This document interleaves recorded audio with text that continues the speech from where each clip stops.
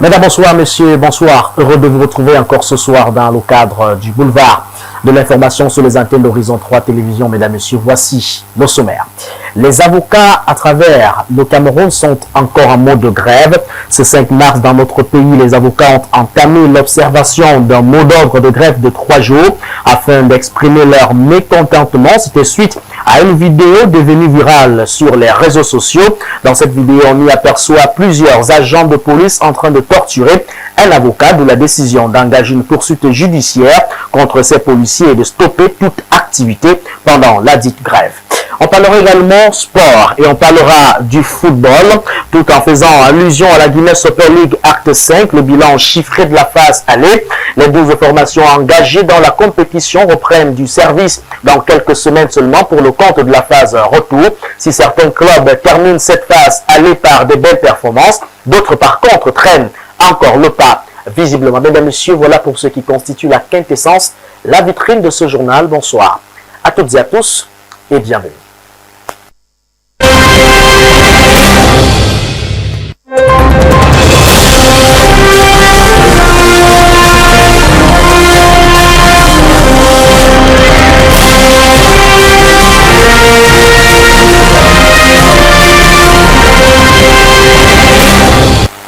Une fois de plus, bonsoir et bienvenue. Nous ouvrons cette session consacrée à l'information avec la date, le 5 mars 2025, qui marque la journée internationale de commémoration, de sensibilisation contre le port d'armes et même contre la prolifération.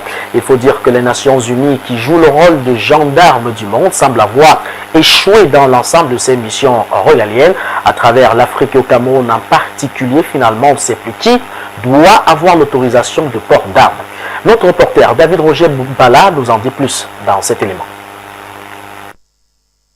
À croire que la compréhension du grand public sur la façon dont les efforts de désarmement contribuent à renforcer la paix et la sécurité, à prévenir, mettre fin aux conflits armés et à réduire les souffrances humaines causées par les armes. C'est le sens à donner à la commémoration ce 5 mars 2025 de la Journée internationale de sensibilisation au désarmement et à la non-prolifération. Une belle manière de faire l'autopsie des politiques internationales qui encadrent le secteur des armements. L'Organisation des Nations Unies, depuis sa mise en action, s'efforce tant bien que mal à réduire la circulation d'armement dans le seul but de maintenir la paix et la sécurité internationale. Une politique d'encadrement qui démontre visiblement ses limites au regard de la multiplication des armes de destruction massive, en particulier les armes nucléaires disponibles dans plusieurs pays au monde en général. Une préoccupation majeure en raison de leur pouvoir destructeur et des menaces qu'elles présentent pour l'humanité. L'accumulation excessive d'armements conventionnels et des petits calibres mettant en danger la paix, la sécurité et le développement durable. L'utilisation des armes explosives dans les zones peuplées constitue de graves dangers pour les populations civiles. Les nouvelles technologies d'armement, telles que les armes autonomes, constituent un autre défi majeur à la sécurité globale. Ce que du reste, l'ONU jusqu'à date peine à contrôler et même y mettre définitivement un terme. D'où manifestement son cuisant échec pour ce combat de réduction et de non-prolifération des armes. Un échec de plus et même un échec de trop. Voilà donc ce qui constitue le bilan à mi-parcours des Nations Unies dans le cadre de la sensibilisation donc au désarmement et même à la prolifération. Occasion également d'indexer ce 5 mars 2025 où les avocats à travers le Cameroun ont observé un mot d'ordre de grève. Il faut dire qu'ils sont visiblement entrés en grève ce jour au regard de ce fait produit dans la capitale économique. C'était à Douala où l'un d'entre eux s'est fait violemment molester par la police judiciaire. À cet effet, ils ont en tout cas observé un mot d'ordre, comme je l'ai dit, qui a bel et bien pris effet ce jour. Nos équipes sont allées constater cela sur le terrain. Ils reviennent avec cette information. Gisèle Ndao. Quand la violence atteint son paroxysme, il est impératif d'agir. Le 1er mars dernier, plusieurs vidéos ont fait le tour de la toile, laissant dévoiler plusieurs agents de police en train de torturer un avocat, le nommé maître Richard Tamfou, en lui infligeant un traitement inhumain et abject. Cela va sans dire que cet acte atroce est perçu comme un trafic d'influence ou même un abus de pouvoir, mettant toute la confrérie des avocats dans une colère extrême. C'est donc fort de cela que le Conseil de l'ordre des avocats va entamer une grève pour une durée de 3 jours allant du 5 au 7 mars. Une procédure judiciaire va également être lancée pour que les prétendus bourreaux puissent répondre de leurs actes. Les premières audiences qui devaient se tenir ce jour au palais de justice de Yaoundé sont reportées pour le mois d'avril. Dès lors, le non-port de la robe et le refus de fréquenter les tribunaux sont des décisions péremptoires prises par les avocats afin d'exprimer leur ras-le-bol. Notons qu'une grève similaire a éclaté en 2020 dans laquelle les avocats dénoncent la brutalité et la barbarie policière. Toutefois, comment expliquer que dans un état de droit, les hommes de loi sont fustigés et la violence gagne de plus en plus du terrain dans une totale indifférence? Est-ce un indicateur significatif d'une justice désormais injuste au Cameroun? Et pendant que les avocats grèvent de leur côté, il faut dire que ceux-ci ne le sont pas encore certainement, mais ils sont en phase d'initiation. On parle de ces étudiants de l'Université catholique d'Afrique centrale, campus justement des Kounou, qui cet après-midi se sont entretenus avec les experts sur les questions d'OHADA. Il faut dire que la journée en tout cas porte un baptême de feu. Il s'agit des taxes Legal Day qui s'étendent sur exactement 3 jours.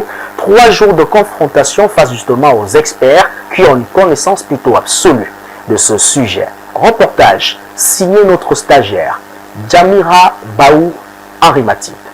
Vulgariser le droit des affaires, c'est l'objectif majeur de la table baptisée Tax and Legal Days, organisée ce jour à l'Université catholique d'Afrique centrale. Pour cette deuxième édition, le thème retenu invite à la maîtrise des indicateurs phares en matière juridique et fiscale. On a voulu mettre sur pied une plateforme physique d'échange intellectuel positif et pratique, pour ne pas dire pragmatique, dans la mesure où on voulait en sorte que nos différents intervenants puissent entretenir les différents participants sur des incitations phares en matière juridique, en matière fiscale, en matière douanière et même en matière administrative. C'était aussi l'occasion pour les exposants de transmettre aux étudiants de niveau Master 1 et 2 des connaissances de base en matière de droit fiscal. Nous étions invités à animer une thématique sur les incitations juridiques, administratives, fiscales et douanières à l'investissement privé au Cameroun. Et donc nous avons ensemble, après avoir présenté globalement le contexte qui a poussé l'État du Cameroun à adopter un ensemble d'incitations à l'importation des équipements, nous sommes surtout appesantis sur l'importance ou en tout cas la finalité de ces investissements pour l'économie camerounaise. L'événement qui s'ouvre ce jour s'achève vendredi 7 mars prochain sous le thème Incitation juridique fiscale. Parlons cette fois-ci de cette question, l'import-substitution, et faisons allusion au fait que la consommation des produits importés continue en tout cas d'asphyxier l'ensemble des Camerounais. C'est une question qui visiblement interroge la quiétude de plusieurs Camerounais, comme je l'ai si bien dit, ce qui manifestement ralentit l'implémentation de la politique d'import-substitution telle que vantée par le gouvernement actuel. Il faut néanmoins le dire, c'est un qualificatif certainement réservé aux personnes initiées. Il n'en demeure pas moins d'évoquer plusieurs facteurs qui pourraient justifier ce retard. Observé sous le contrôle des experts approchés par nos reporters Yvan Ameni, Eric Egoulou. Les produits importés envahissent de manière exponentielle les rayons des marchés du Cameroun, ce qui entrave l'efficacité de l'implémentation de la politique d'import-substitution. Plusieurs facteurs sont à l'origine de ce retard. Il faut reconnaître que c'est un véritable chemin de croix pour les PME et autres porteurs de projets d'accéder au financement au Cameroun. C'est la faiblesse de la concurrence. C'est-à-dire qu'il y a beaucoup de pratiques, de contrebande, de contrefaçon. Les problèmes d'ordre managérial ne sont pas à négliger, car ils impactent vivement sur la qualité de services proposés à la clientèle. Le secteur privé a beaucoup d'acteurs qui sont pas sérieux. Et c'est eux qui plombent dans le système, qui font que les opérateurs sérieux, vous voyez, sentent comme ils sont surpressés. Et donc, voyez bien que le souci de ça, c'est la gestion de la concurrence. Le constat est clair, la politique d'import-substitution peine encore à être une réalité au Cameroun. L'urgence se présente pour sa mise en œuvre imminente au regard de la vie chère qui perturbe le quotidien des consommateurs camerounais.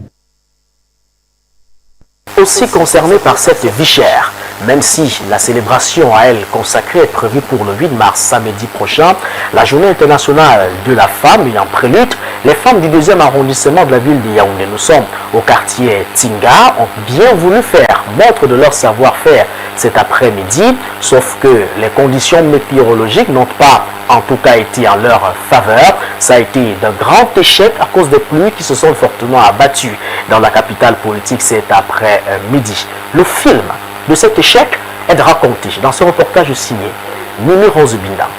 Tout était pourtant fin prêt ici, à la mairie de Yaoundé 2, au quartier Tinga, pour le lancement officiel des activités en prélude à la célébration de la Journée internationale des droits de la femme. Entrefois, exposition, vente, contact entre différents partenaires, des stands bourrés de différents savoir-faire des femmes de la mairie de Yaoundé 2, à savoir l'art culinaire, la customisation, les produits de première nécessité, le coin vestimentaire, le coin santé et bien d'autres encore, lorsque le vent s'est mis à souffler très fort sur le haut de la mairie qui abritait tous ces exposants. Puis suivait un orage qui a tout renversé, s'en est suivi d'une pluie qui a ravagé à son passage les tentes, les produits mis en exposition, le matériel logistique et bien d'autres dégâts.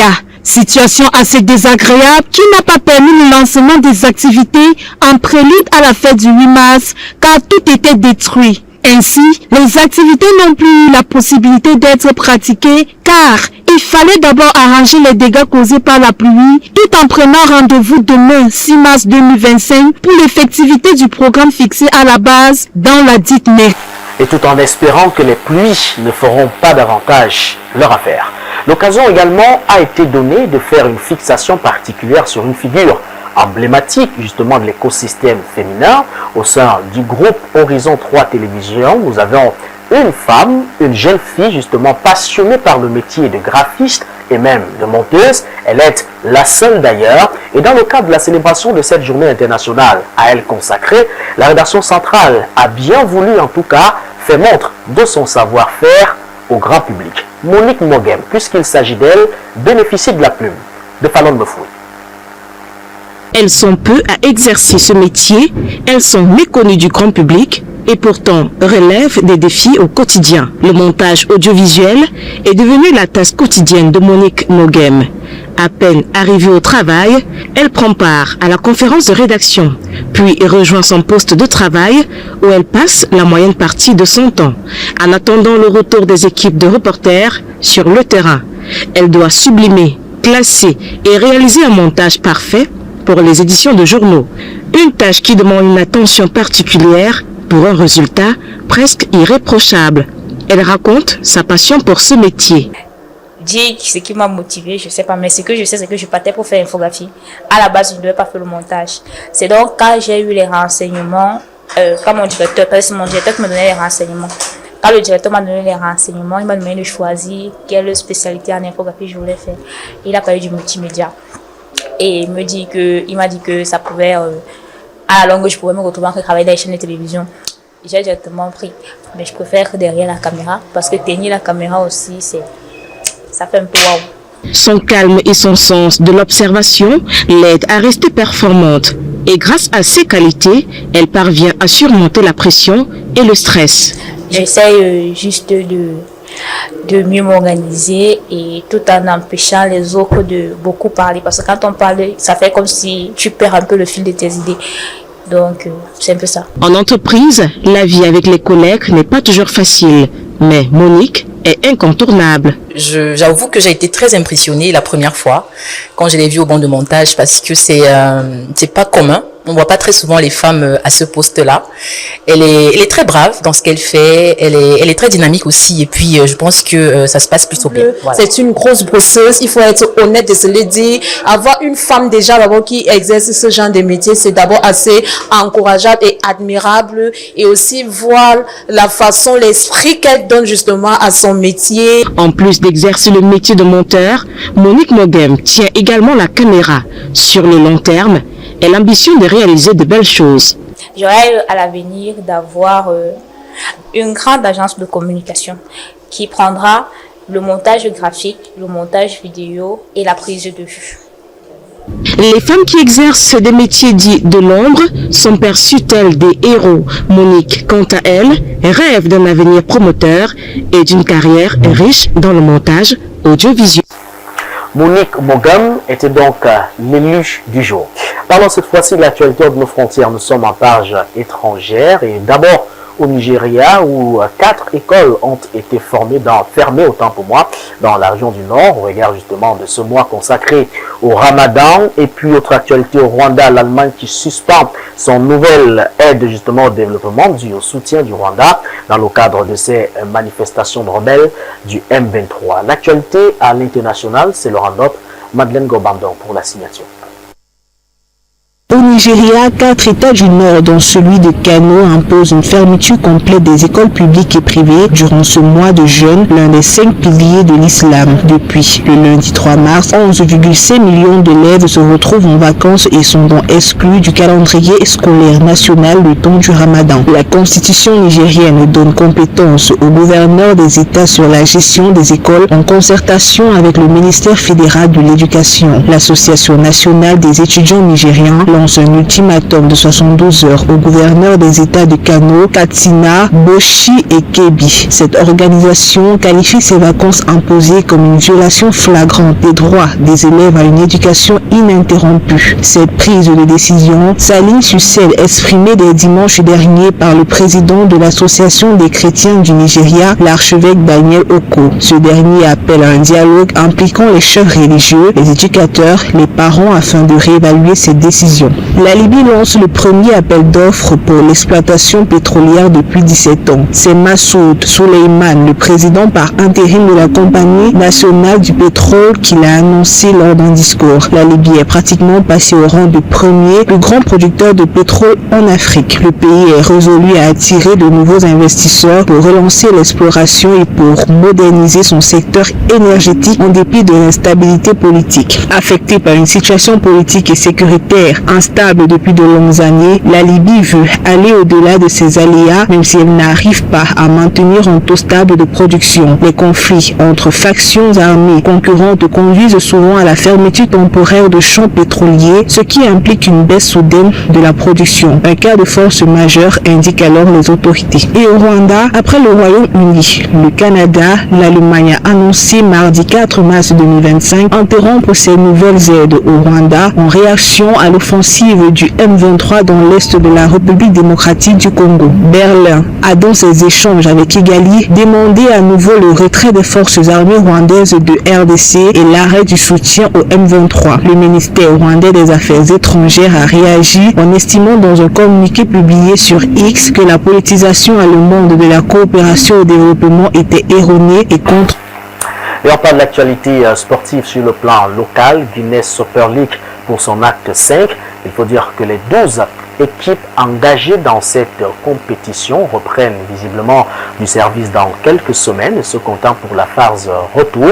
Néanmoins, certaines équipes qui ont brillé par des belles prestations et performances pendant cette phase aller, il y a que d'autres équipes ont encore traîné le pas. Le bilan chiffré de cette rencontre est porté par la voix d'Alexandre Bekolo dans son reportage. Comme la saison dernière, FC Bolova termine cette phase aller en tant que champion honorifique avec 31 points. Les Bongoniers Bolowo remportent également le titre de meilleure défense avec seulement 3 buts encaissés, tout en enregistrant la meilleure attaque avec 24 buts inscrits. FC Bolova continue sa série d'invincibilité en championnat. Ils sont tenants du titre mais continuent à gagner des points. Ils ont joué 11 matchs pour 32 points, c'est pas donné. C'est une équipe qui a su bien se préparer, qui a encore son même effectif de l'année dernière et continue de gagner. Vainqueur de la Coupe du Cameroun. Lors de l'édition précédente, l'équipe football filles termine à la 2e place de la phase aller avec l'attaque la plus prolifique ayant marqué 34 buts. La lutte pour les places d'honneur reste serrée au milieu du classement avec plusieurs équipes qui se suivent de près avec des écarts de 1, 2 ou 3 points par Parmi elles, l'on retrouve Itabon, Luzmin Proof, Éclair Football Fidessa, Vision Foot Academy, Authentique Ladies de Douala, Jasport de Moyome Sala et Kaimafi de Douala. Il y a des joueurs, il y a des équipes qui ont eu la peine à s'exprimer au niveau de l'aspect physique. Et je crois que cette rêve devra véritablement leur donner l'avantage de pouvoir mieux se préparer pour la phase de retour. Pour moi, la phase aller a été un très bon bilan sur les 8 premiers du championnat. En revanche, les équipes telles que Cyclone et AS Awa ferment la marche avec respectivement 9 et 7 points. L'équipe de Cyclone, voilà, Cyclone qui jouait contre l'Équier et qui a obtenu véritablement un match nul, chose véritablement impensable, chose incroyable quand on a pu voir une équipe de Cyclone de tenir tête à une équipe de l'Équier qui marque des 9-0 face à Authentique, qui marque des 5 buts à 2 face à d'autres équipes. Et là, on a vu une équipe de Cyclone qui est venue totalement briser ce rêve de l'Équier de rattraper FC Bolova qui a fait un sans faute. Les clubs de la ville de Douala comme Caïman et Authentique, après cette première manche, se distinguent par une attaque en difficulté, n'ayant inscrit que 6 buts. D'ailleurs, Authentique détient la pire défense avec 28 buts concédés. Dans l'organisation des clubs, je crois que c'est un championnat assez très relevé. Caïman qui a été privé pas mal de journées de son entraîneur Tatiana Ebumbu, qui n'a pas été là, qui a donné beaucoup plus avec la sélection nationale des U17. La phase retour de la Guinée Super League s'annonce très palpitante. Évoquons cette fois-ci un sujet qui interroge la quiétude des amoureux et passionnés du football camerounais. Fecafoot et Fortine, cette équipementier des Lions indomptables de sélection nationale, le clair obscur. Pourtant, nous sommes à quelques jours de la confrontation Cameroun-Éthiopie, comptant pour les éliminatoires du mondial U17 dames, prévu justement au Maroc. Le nouvel équipementier de sélection nationale du Cameroun n'a pas jusqu'ici dévoilé les équipements que vont arborer les Lions indomptables. C'est une situation très délicate au regard du temps imparti. Reportage signé par notre stagiaire, Roland Roger Mani. Un mois après l'annonce de la sélection de la marque suisse Fortine comme nouvel équipementier des sélections nationales de football du Cameroun, les supporters des Lions indomptables restent toujours dans le flou, entretenu d'une part sur les détails du contrat entre la Fecafoot et l'équipementier suisse et d'autre part sur le design des équipements, la disponibilité et le coût du maillot. À cet effet, beaucoup se demandent encore si le maillot pourra être au coût de tous les supporters camerounais, ceci 3 jours avant le prochain match des Lions indomptables U17 du Cameroun et surtout la fenêtre FIFA qui va s'ouvrir pour le cadre des éliminatoires de la Coupe du Monde 2026 où le Cameroun devra affronter les Swatini le 17 mars et la Libye le 24 mars prochain. Pour l'instant, le mystère demeure et il faut encore attendre une communication officielle pour dissiper les doutes et répondre aux nombreuses interrogations.